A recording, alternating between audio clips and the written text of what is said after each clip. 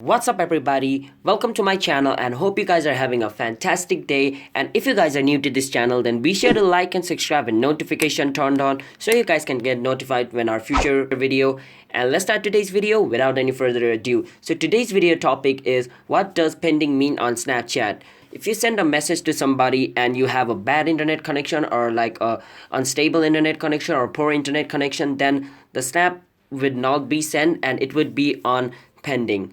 And the other thing is, if you send a snap to a person who is not your friend or who has not yet accepted your friend request on Snap, then it's gonna put the message on pending because he is not your friend on Snap, so he won't be able to see the snap you sent to him. But after he accepts your friend request, he would be able to see the snap again. So that's basically what pending means on Snapchat. First, if you send a snap to a person who is not your friend, then the snap would be on pending, and the other if your internet connection is poor.